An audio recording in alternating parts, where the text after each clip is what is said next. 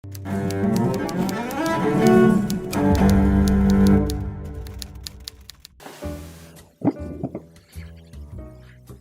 amigas y amigos del canal del Villegas, bienvenidos a otra edición en estos tiempos tormentosos que aún en mucha gente, incluyendo personas que uno esperaría que supieran más, sigue siendo conceptualizado de acuerdo conforme a un modelo explicativo, una narrativa que resulta bastante usual en los sectores progresistas, que resulta muy a la mano, muy conveniente políticamente y que al mismo tiempo cubre con un emplasto los hechos que están ocurriendo, los hechos propiamente tales que dieron inicio a todo esto.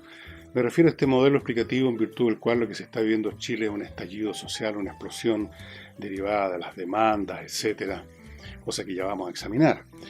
Esto no es simplemente una tesis de animadores de matinal que simplemente se pliegan al discurso políticamente correcto y repiten como loros lo que han escuchado 1.000.000 de veces, sino que aparecen incluso personajes que supuestamente debieran saber más, son directores de centros académicos dedicados a las ciencias sociales, etc. Uno de ellos, cuyo nombre no voy a dar, ni la universidad a la que pertenece, inventó por lo menos una nueva expresión. Ahora habla de la catarsis colectiva. Dijo que había ido a la Plaza Baquedano y tenía la sensación de que se estaba produciendo una catarsis colectiva, flor de sistema metodológico de investigar un fenómeno, ir a darse una vuelta por la calle.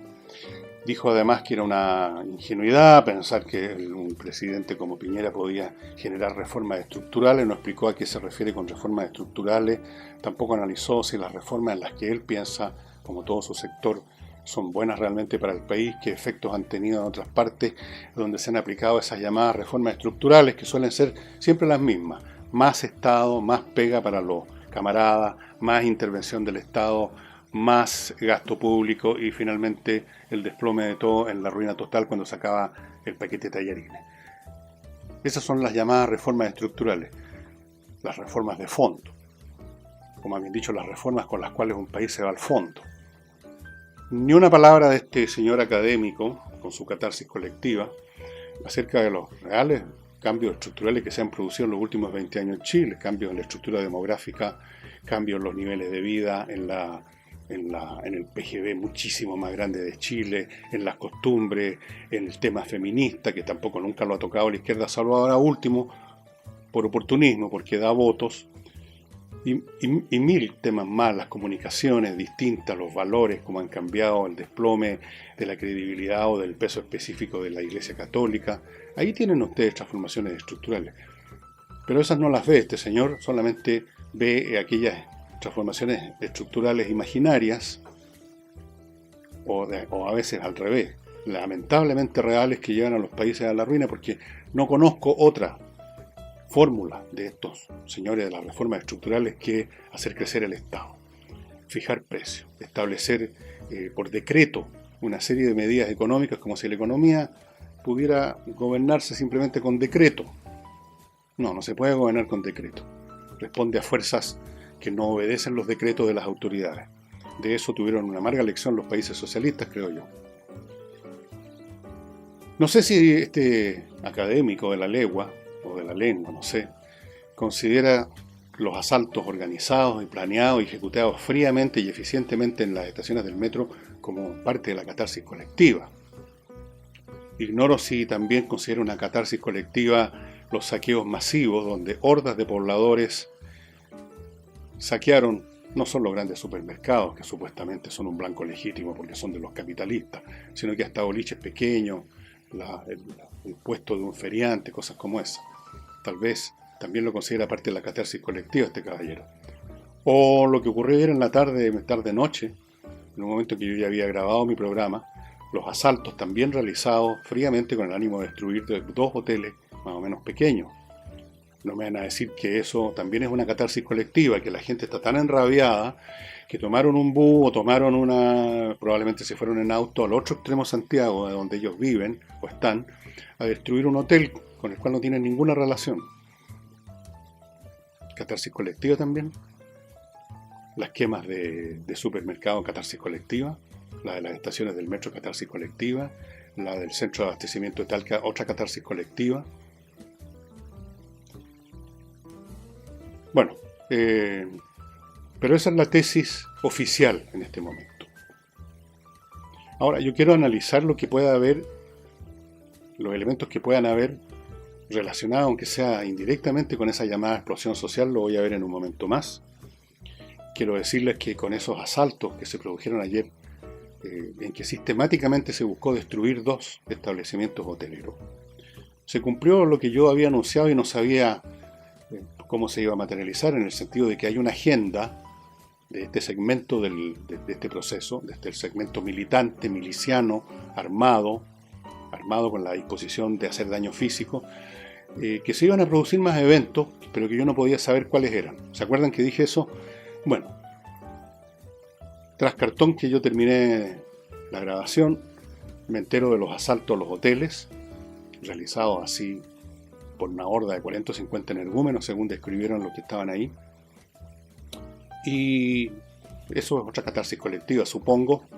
Otra demostración para quien quiera observar las cosas, que aquí no se trata, como ha ocurrido en otras oportunidades, de que la gente primeramente salió a protestar porque está reventada con la situación y claro, en medio de la histeria, de la rabia, de la exaltación, rompieron lo que tenían a mano, o sea, el vandalismo clásico. No, aquí no se trata de eso. Esos hoteles que fueron destruidos no estaban en las poblaciones del sur de Santiago. No fueron atacadas por una multitud enardecida de rabia por algún motivo. Fueron destruidas sistemáticamente como por una empresa de demolición. Pero todos estos eventos que tienen que ver con la parte calculada, planeada y organizada de destrucción y de ruptura del orden, lo cual se hizo para crear las condiciones para los otros fenómenos, de eso no se habla palabra en esos medios progresistas. Se lo asimila, si es que se toca el tema, a lo que podríamos llamar los desórdenes habituales de una protesta, cuando claramente no es así.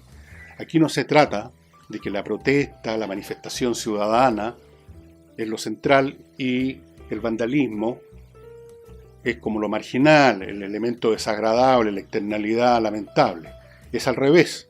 Lo central fue y es la acción calculada, planeada y organizada para destruir equipamiento público y privado, y de eso el acompañante, o si ustedes quieren la consecuencia, es parcialmente la protesta ciudadana. Y digo parcialmente porque parte de esa protesta también fue organizada, fueron convocados, como dije, gente de los partidos. Esta persona que yo les contaba, que supo del marido de una señora comunista, que no cesa de salir todos los días a cierta hora para ir al partido, cosa que no ocurría antes, todos los días, está trabajando intensamente. Bueno,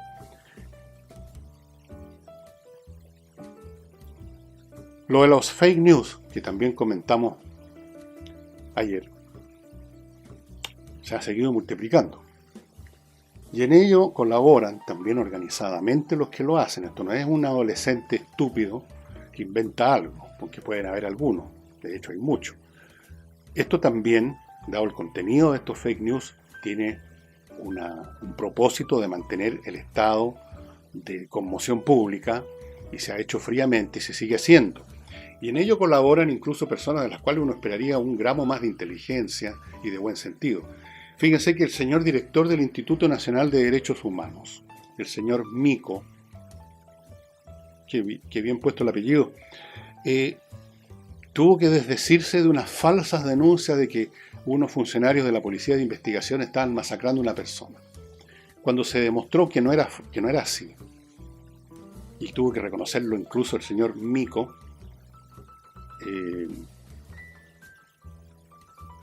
Uno se pregunta, ¿con qué entusiasmo este caballero o se inventó o quiso creer de inmediatamente esa versión que le estaba llegando porque le servía a él para contribuir echando más leña al fuego. Todo lo cual indignó mucho al señor Espinosa, que el director de la PDI le dijo al Mico, que tuviera la amabilidad de pedir excusas no al cuerpo simplemente de la Policía de Investigaciones, sino que todo el país, por estar contribuyendo con su fake news a mantener este clima de enardecimiento. Hoy día se ha sabido de más fake news, y usted también, porque las ha recibido. Hay fake news en cifras que hasta incluso este Instituto de Derechos Humanos tuvo que rechazar una cifra de que habían cerca de 200 muertos, cientos de heridos, mujeres violadas, torturas, helicópteros disparando, una masacre por todos lados.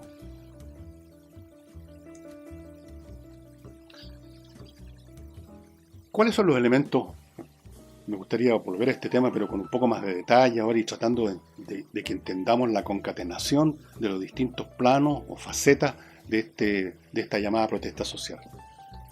Primero, un tema que ya lo he dicho, hay aquí un grupo de milicias, de encapuchados, de gente organizada, adoctrinada y preparada para perpetrar los daños físicos a la ciudad, los incendios, los disturbios en las marchas, que siempre las llevan a cabo ellos, no las personas comunes y corrientes que van a estas marchas, los ataques a los hoteles, son también de esos equipos, etc.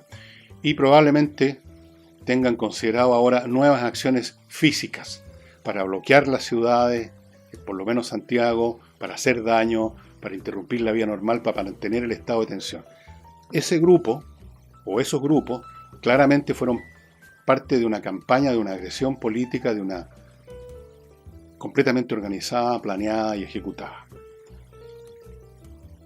Después tenemos los saqueos vergonzosos de turbas completas, no 3, 4, 5 delincuentes, sino que turbas completas, algunos llegando en auto a los supermercados. Esto en parte ha sido ayudado, pero no es necesariamente parte de la planeación de esta agresión política que está sufriendo el país, sino que es simplemente un efecto. La relación ahí es de causa-efecto. De hecho, es cada vez que se produce una perturbación del orden público, que la policía no está presente en un lugar, que se apaga la luz, que hay un temblor, vemos el mismo fenómeno causado por esa perturbación del orden público, la normalidad. El efecto siempre es una turba saqueadora. En este caso, la perturbación fue mayor, la causa fue mayor, el efecto fue mayor. El tercer elemento es la ofensiva política, a Finich. Muy probablemente esta parte, la ofensiva política, todo lo que se está viendo en el Congreso, etc., está coordinada con el tema de las milicias callejeras. Hay una relación entre estas dos cosas lógico-significativa. Son parte del mismo proyecto, del mismo concepto. No hay una relación de causa-efecto. No es que los congresales aprovecharon la oportunidad que se dio como efecto de un grupo que misteriosamente se puso a incendiar estaciones del metro. No, hay una coordinación, forman parte de la misma constelación. Después tenemos el fenómeno de las marchas, las concentraciones en las plazas. Ahí parte de eso forma parte también de esta unidad lógico-significativa, la convocatoria permanente de los partidos de izquierda a sus militantes, a la gente digamos que realmente está disciplinada, por lo cual van todos los días y están horas completas, a lo cual se agrega gente que se ha sumado a eso como efecto de la situación. Así que ahí es ambidextra. El tema de las manifestaciones callejeras tiene estos dos componentes a su vez dentro de sí. Después tenemos las fake news, que como digo no son casuales, no son un efecto de la situación, debido al contenido, al propósito muy medido de guerra psicológica. Está claro que también forma parte de la estructura lógica significativa de la agresión política, de la ofensiva política. Tenemos entonces un conjunto que tiene distintos niveles o aspectos que tienen relaciones mutuas complejas, a veces como entes coordinados de una maquinaria y a veces simplemente una relación mecánica causa-efecto, como es el caso de los saqueos. causa disrupción del orden público, se está quemando un supermercado, alguien rompió las entradas, entonces se aprovechan. Eso ahí hay una relación mecánica causa-efecto. En otro hay una relación de coordinación, o sea, de un plan conjunto, coordinado, completo, complejo. Y lo que vivimos en este momento en Chile son los efectos visuales y de todo orden de este conjunto en parte coordinado y en parte heterogéneo, en parte organizado y en parte efecto de otras situaciones. El propósito final ya lo hemos conversado muchas veces y no sé si valdrá la pena, creo que no repetir, que aquí de lo que se trata es sencillamente de obtener por esta vía lo que por la vía electoral no van a poder obtener, que ya no obtuvieron y que menos iban a obtener en las próximas elecciones. Era la coyuntura, generar un clima primero de total desbande de la vía normal, un descarrilamiento de la vía normal mediante las acciones físicas, porque por ahí partió todo, recordémoslo, había que partir de esa forma brutal para generar el clima para todo lo que vino después. Y luego, como con un cronograma, todos los demás elementos. Incluso el aspecto físico ha actuado siguiendo propósitos bien definidos, casi militares. Los metros para interrumpir las comunicaciones, los supermercados para crear desabastecimiento, los hoteles para generar una impresión internacional, porque los hoteles normalmente los clientes son extranjeros, ¿no? ¿Qué viene después? Creo que las carreteras. Van a tratar de bloquear las carreteras que entran y salen de Santiago. ¿Qué otros planes tienen? Todo lo que sea necesario para mantener el hervor político, que mantenga a su vez calentito el aire, que mantiene flotando esta especie de cepelín político protagonizado por los conocidos de siempre. Colaboran en esto, como siempre lo han hecho, los medios de comunicación. Los medios de comunicación, no solo porque estén repletos de gente que se asocia a las sensibilidades progres, sino porque los propietarios de los medios de comunicación, por miedo, por deseo de hacerle el quite a las cosas, se han prestado a aceptar la conceptualización de todo esto como un tema de explosión social, de estallido social, del cual habrían emergido todas estas otras cosas. Es decir, en Providencia, las señoras y los caballeros que viven a lo mejor de una pensión, en un departamentito, están tan molestos que de la noche a la mañana se congregaron, se convirtieron en energúmenos y fueron a destruir 2 hoteles. O la gente que va a una marcha, tras cartón, se organizan, sacan de no se sabe de dónde líquidos acelerantes y queman no sé cuántas estaciones, 10, 20, 30 estaciones, ¿cuántas son las que han quemado? O van a los supermercados a quemarlo, gente común y corriente. Es asombroso que ante hechos tan evidentes, ante el hecho tan evidente de que estas acciones físicas que iniciaron y mantienen el hervor de este proceso, ante el hecho de tan evidente que han sido organizadas y planeadas y ejecutadas como una operación militar, es asombroso que los medios de comunicación se centran en este paquetito amoroso de la protesta social que les permite mirar para otro lado y literalmente, perdonen la expresión, hacerse los huevones, porque es lo más cómodo.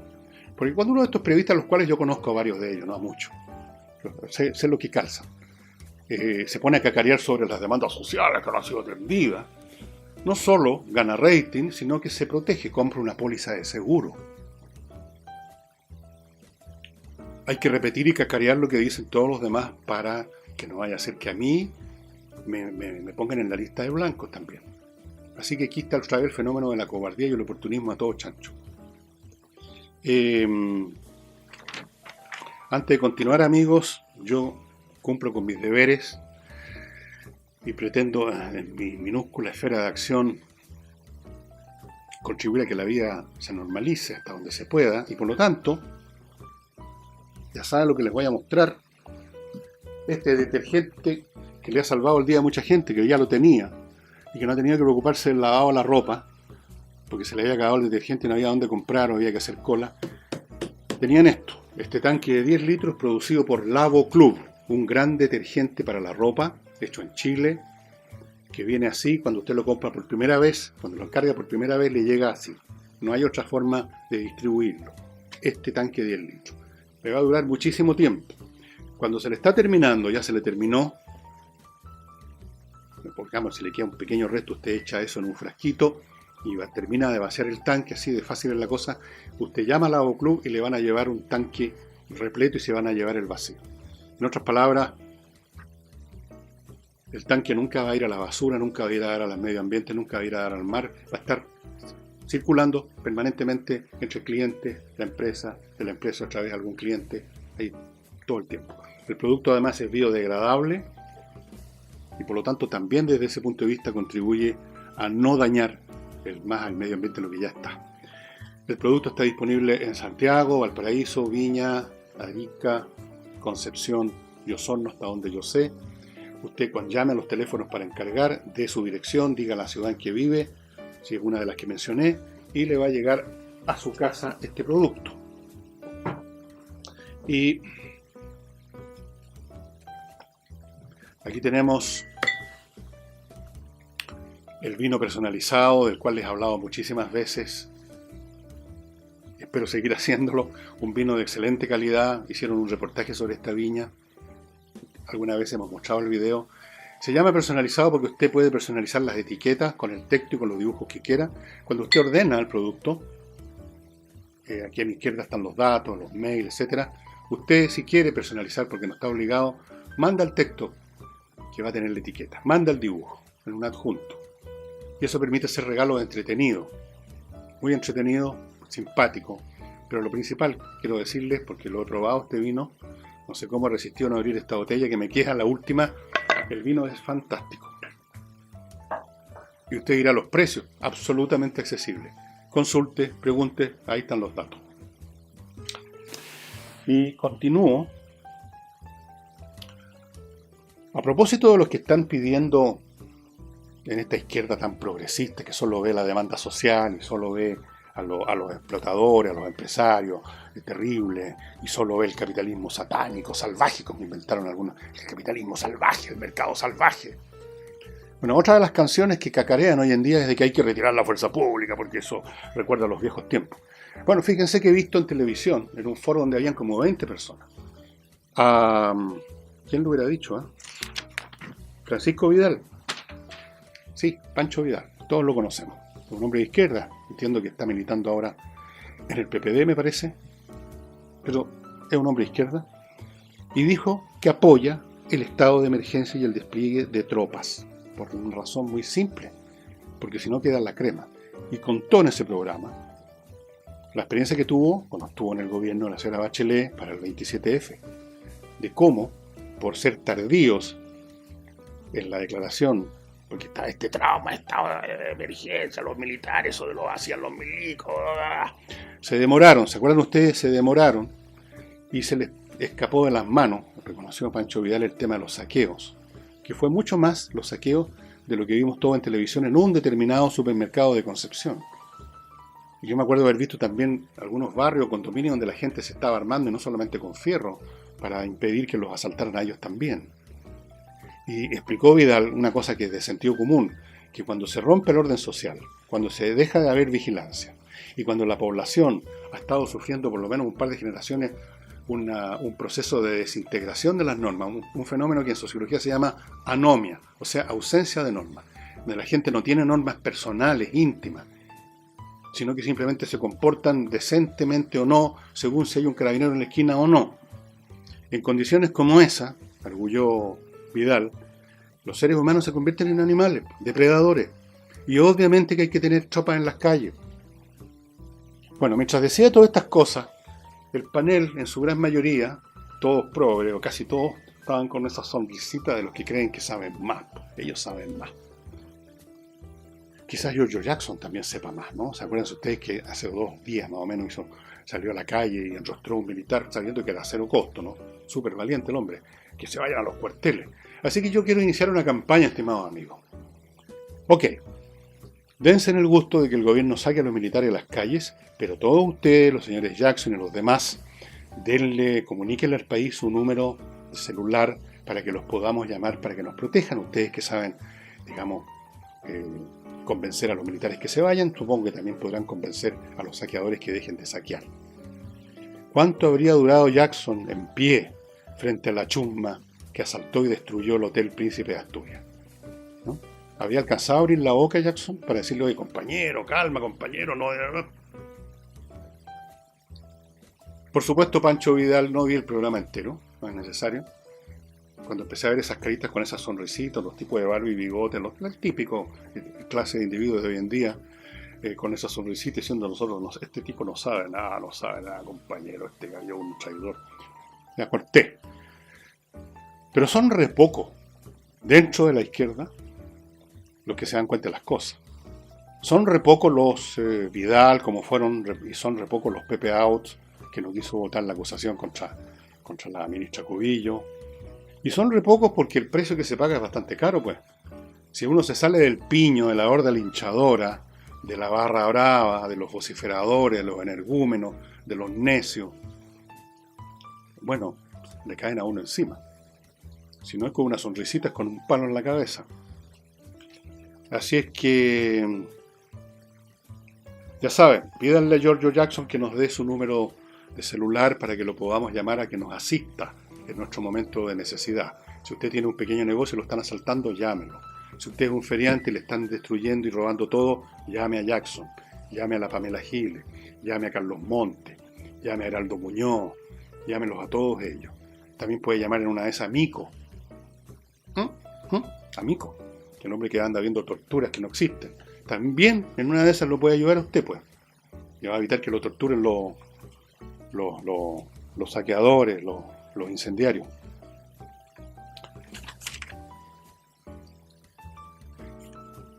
A propósito de escopeta, antes de seguir, tengo un tema aquí con la Confederación del Comercio Detallista. Les quiero recordar, estimados controller, para los que tienen empresas y que saben perfectamente lo complicado que es el tema de la gestión administrativa y dónde se producen muchísimos problemas por la naturaleza. Tienen que pagar los impuestos, tienen que arreglar la contabilidad, ver los temas de auditoría, cotizaciones, pago de salarios, planilla. Hay miles de oportunidades para meter las patas, para equivocarse, para olvidarse de algo y que quede la crema. Para que eso no pase, comuníquese, vincúlese, pida la ayuda, la asistencia de controller, una empresa desarrollada precisamente para quitarle encima ese peso a usted, señora empresario. Empresa pequeña, mediana, grande, da lo mismo. Controller se hace cargo. Tienen los dueños, los que organizaron esta empresa, una enorme experiencia. Fueron contadores, auditores, 20 años en empresas internacionales. Saben esto, al revés y al derecho, tienen el mejor software de gestión administrativa del planeta. Por lo tanto, es la respuesta a sus eternos problemas de gestión administrativa. Ahí están los datos, llámenlos, contáctese, no cuesta un peso. Y como les he dicho muchas veces, de ese primer paso, ese primer contacto puede emerger una muy optimizada gestión para su empresa. Y ya saben, los que están un poco lateados de vivir en Santiago, yo escuchaba ya a propósito de eso un montón de gente fantaseando con la idea de irse de Chile, incluso ya, porque esto parece invivible. El problema es que a qué país irse, qué país no es invivible en este momento. Pero en fin, por lo menos se puede ir de Santiago, o de Concepción, o de cualquier ciudad donde ya la cosa está medio irrespirable. Y Hey, el corredor más rápido de Chile, les ofrece esta oportunidad. En Rapel, ustedes ven la foto, al borde del lago, con embarcadero, 135 metros de fachada, como ustedes pueden ver es muy ancho. 7.000 metros cuadrados de terreno, 200 metros cuadrados construidos, incluso tiene una dependencia como una casita anexa para invitados, con todos los servicios, todo, varias piezas, todo, baño, etc. Precio, 17.000 UF conversable. Yo creo que es una suma súper accesible, o sea, dada la calidad de esa casa, dado los 7.000 metros cuadrados de terreno, que ustedes ven que ya está todo eso, no es tierra pelada, arbolado, con pasto, con plantas, etc. 17.000 UF, estimados amigos, pónganse en contacto con Hey, que ya abrió sus actividades, abrió oficinas en la 8ª y 9ª región, en las ciudades que corresponden a esa región. Entonces ustedes van a ser atendidos sin ningún problema. Y qué mejor para, entre otras cosas, para evadir estos tiempos, que el ajedrez. Antes de hablarle de la caja esta que ustedes ya la conocen, yo personalmente, como muchos de ustedes, he visto también rota mis rutinas normales. La ansiedad, la angustia, la molestia, la impotencia ante lo que pasa, dificulta las cosas. Entonces, yo me sorprendió algunas veces a última hora de la noche, viendo en Netflix, en otra parte, las películas más ridículas y malas del mundo, pero la cosa es salir a arrancar, por un rato que sea. Pero con lo que más me arranco jugando ajedrez, porque eso sí que es absorbente y formador de la mente de los niños en especial. Los grandes ya no tenemos muchos cambios posibles, pero un niño que juegue ajedrez, o una niña que juegue ajedrez, como las 3 hijas de un señor Polgar, todas convertidas en tremendas jugadoras de ajedrez. Susan Polgar, ¿cómo se llama la otra? Se me olvidaron el nombre de todas, son 3 Polgar. Todas, una de ellas gran maestra, creo que es la Susan, pero no estoy seguro. El ajedrez desarrolla las más altas funciones cognitivas del intelecto. Juicio, memoria, concentración, cálculo, análisis, paciencia, muy importante, disciplina, fundamental. Y eso queda instalado, no solo para jugar ajedrez, sirve para todo. Así como una persona que va al gimnasio no solamente sale, digamos, en buenas condiciones para levantar pesas, sino que para todo lo demás.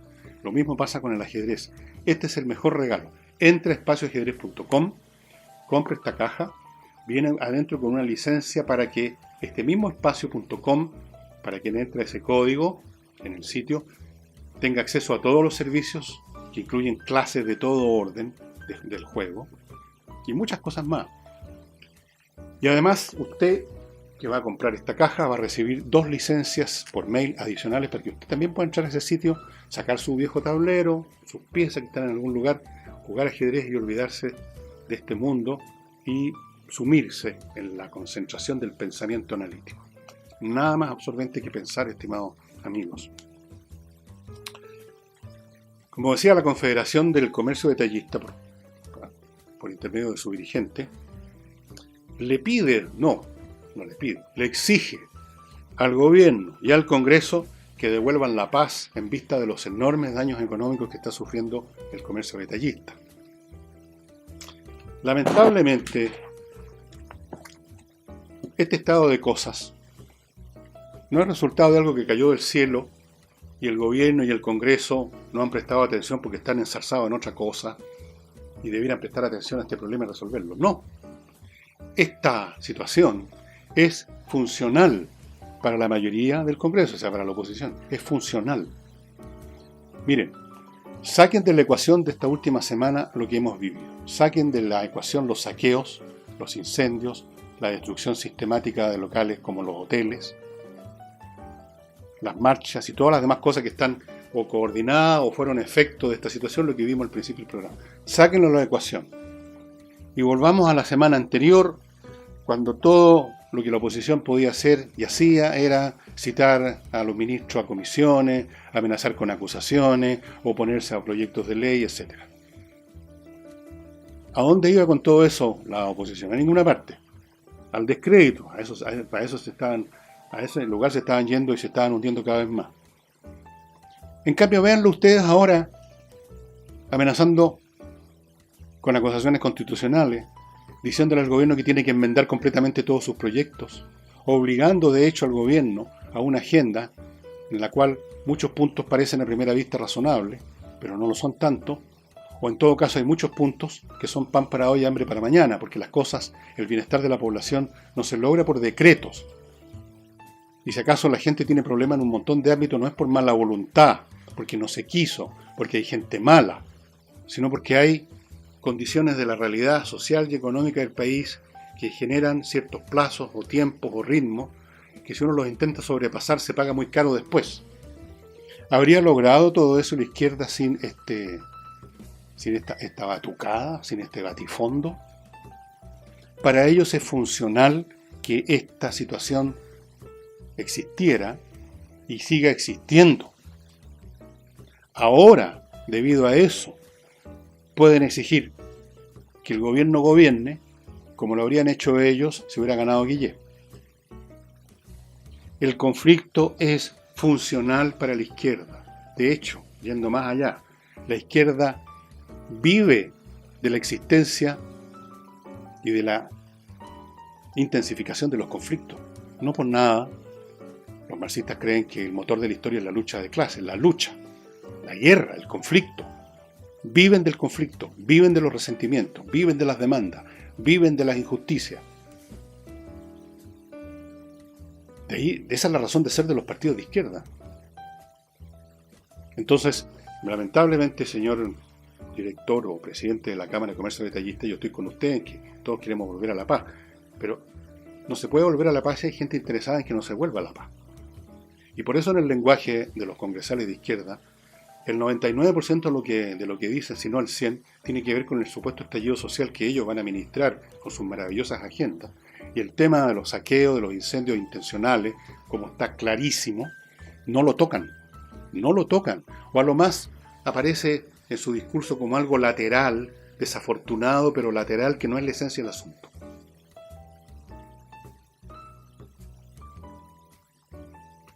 La izquierda se las arregló ya para instalar esto de la explosión social y de la desigualdad, que es un tema complejo. Ellos han logrado además instalar la idea falsa de que la desigualdad equivale a pobreza. Es decir, si usted vive bien, no tiene problemas, come, va al cine, sus hijos están estudiando, tiene auto, tiene un departamento, una casa, pero resulta que hay alguien que tiene mucho más que usted, pongamos por caso el propio presidente Piñera, o los Luxes, cualquiera, tienen mucha más plata que usted, por supuesto. La desigualdad entre usted y ellos es inmensa. Eso significa que usted es pobre, eso significa que no tiene comida en su mesa, que no tiene ese auto que tiene, que su departamento es una ilusión óptica, que usted está soñando en todo eso.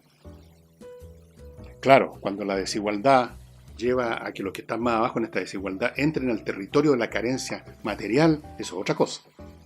Carencia material, o sea, no hay alimento, no hay bebida, no hay educación, no hay ropa, no hay zapatos, no hay casa. Eso es pobreza. Y en caso de pobreza extrema, ni siquiera el mínimo de todo eso.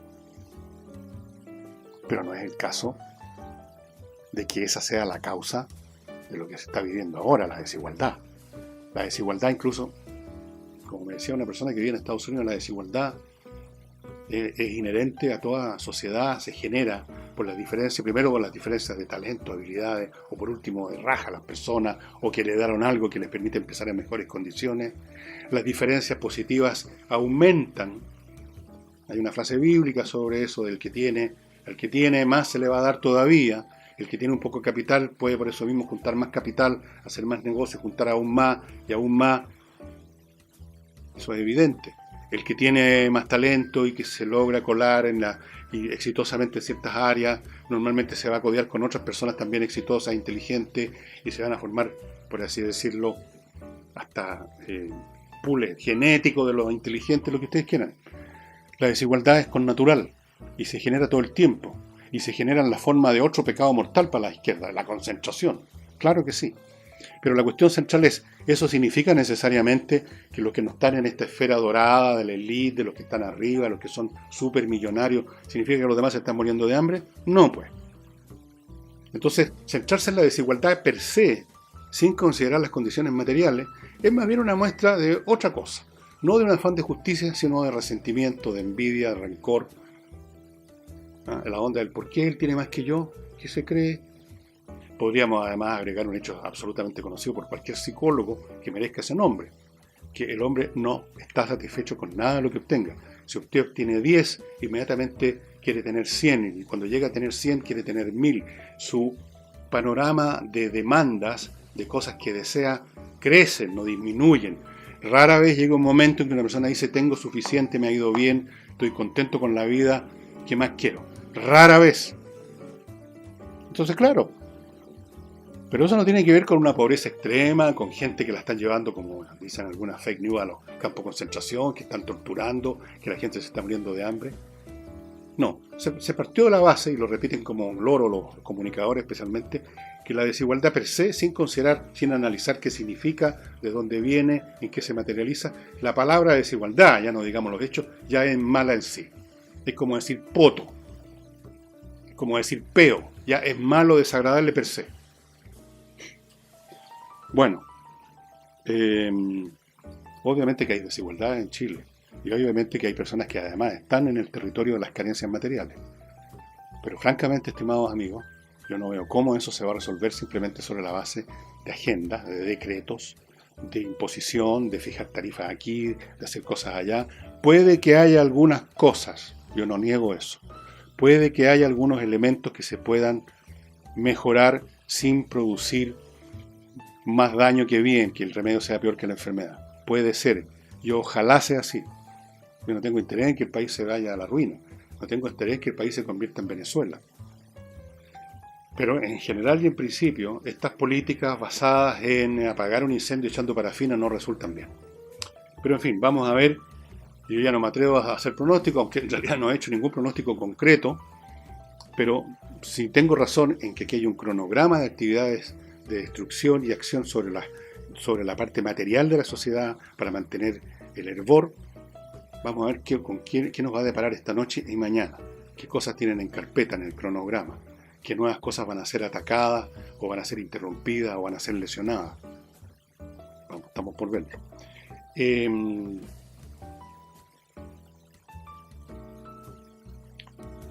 Muchas gracias a todos los que me han seguido apoyando, que me están apoyando. Brígido, como dicen. No, esa es la palabra que se usa. ¿Se puede usar eso? Brígido.